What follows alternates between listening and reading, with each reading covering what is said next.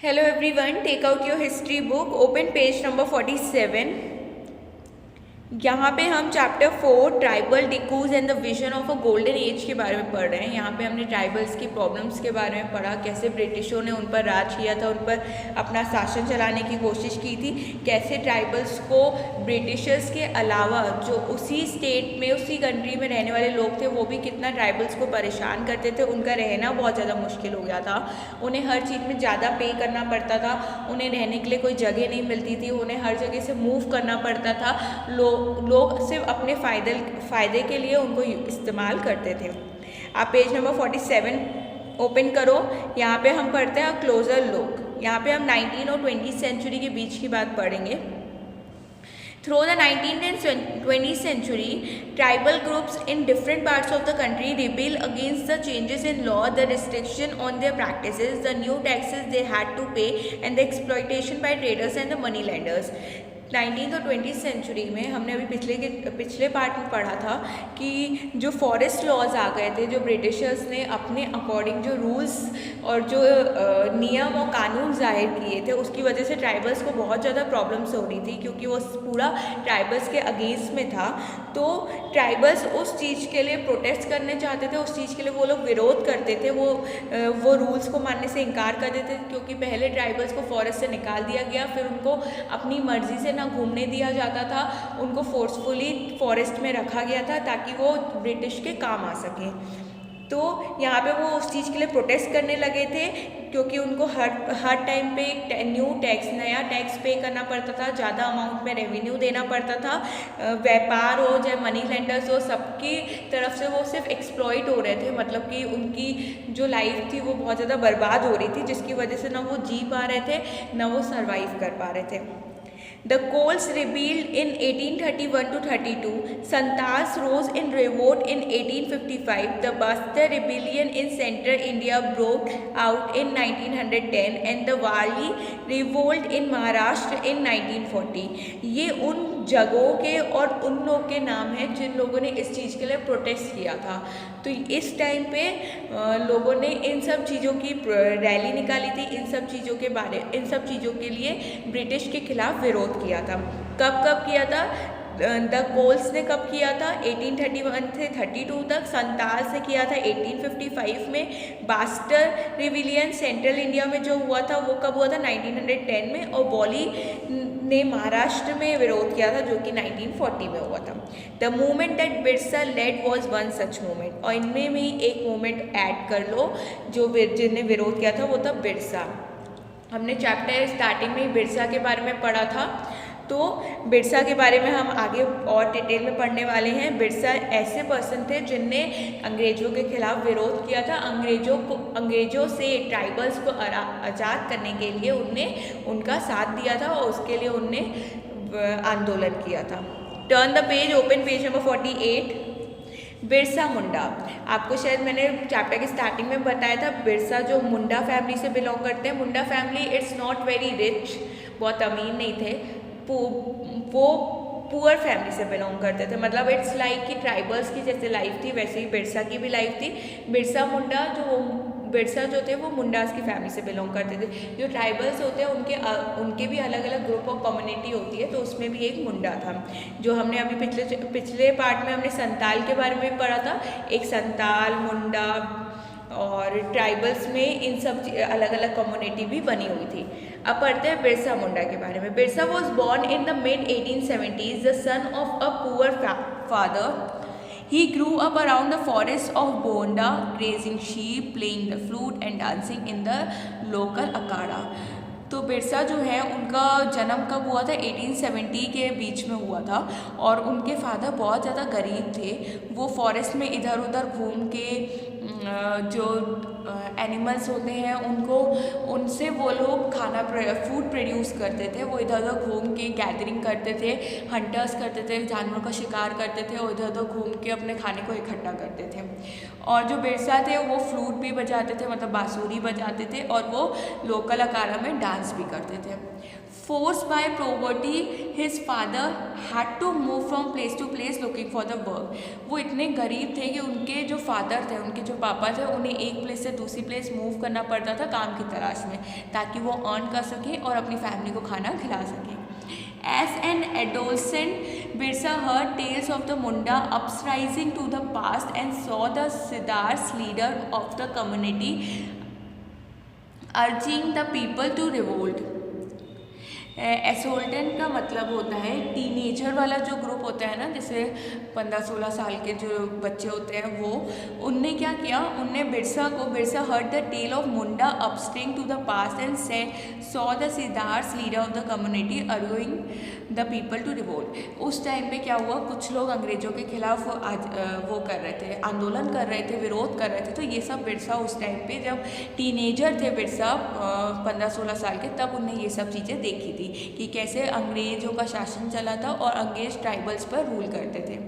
They talk of the golden age when the Mundas have been free of the obsession of dikus and said there would be a time when the ancestor right of the community will be restored.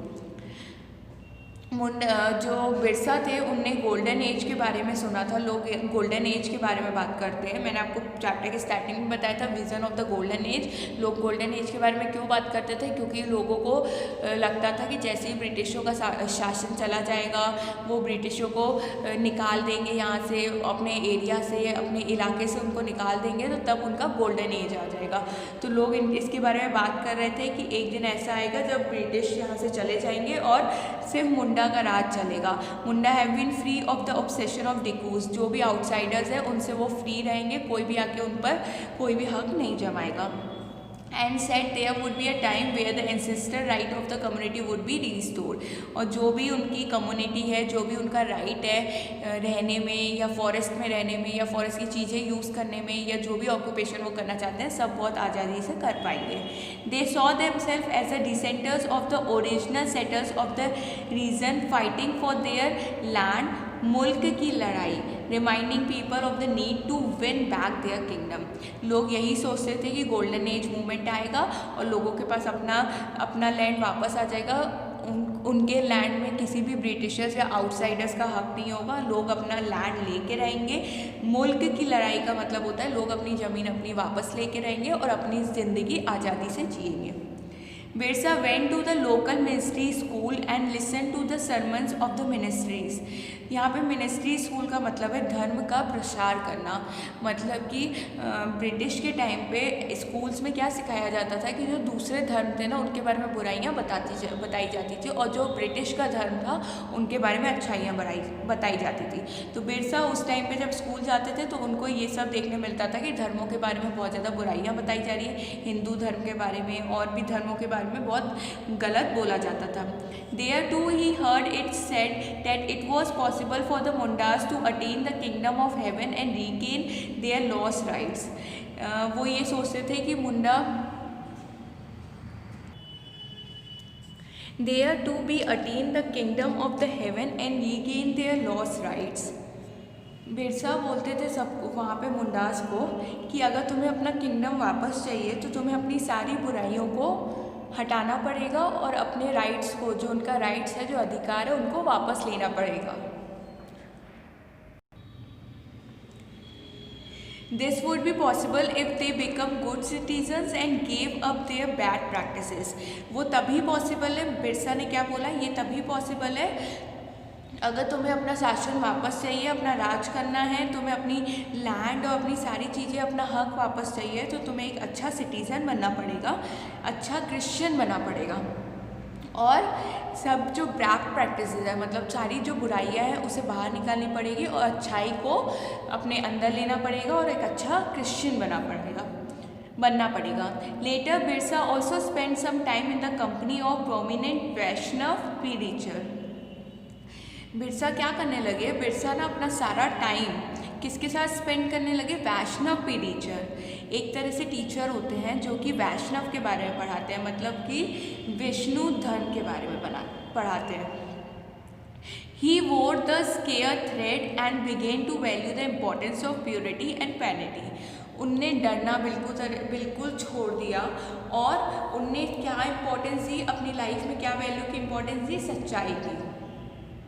Birsa was deeply influenced by many of the ideas he came in touch with in this growing up years.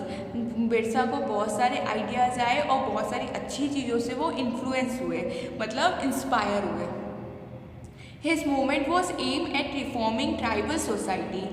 उनका movement क्या था कि उन्हें जो tribal society थी उन्हें ब्रिटिशों से आज़ाद करवाना था. He used the Mundas to give up drinking liquid, clean their village and stop believing in witchcraft and sorry.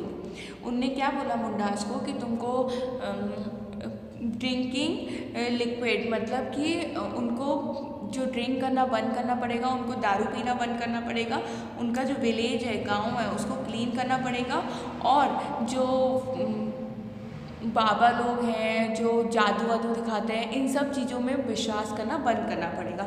मतलब कुल मिला के बिरसा ने ये बोला था मुंडास को कि तुम लोग को अच्छी चीज़ों में ध्यान देना है. अगर तुम अच्छे क्रिश्चियन बन जाओगे तो तुम्हें अपने किंगडम हासिल करने में बहुत ज़्यादा आसानी होगी. और उन्हें क्या बोला था कि तुमने दारू पीना बंद करना पड़ेगा और अपनी गाँव को साफ रखना पड़ेगा और जो जादूगर वाली चीज़ें होती हैं, जो आपके ऊपर मंत्र वंत्र फोकते हैं, इन सब को आपको विश्वास करना बंद करना पड़ेगा. But ministries and the Hindu land laws he saw them as outside forces, they were renewing the Munda way of life. लेकिन ब्रिटिशर्स ने क्या किया था, जो आउटसाइडर्स थे, जो दिक्कूस थे, उनने क्या किया था, उन्ना मुंडा की लाइफ बहुत ज़्यादा बर्बाद कर दी थी, रिन्यूइंग कर दी थी, मतलब कि बर्बाद कर दी थी. उनका रहना बहुत ज़्यादा मुश्किल कर दिया था और जो ट्राइबल पीपल्स थे सबका लाइफ बहुत ज़्यादा ब्रिटिशों ने स्पॉइल कर दी थी, एक्सप्लॉइट कर दी थी पूरी तरह से.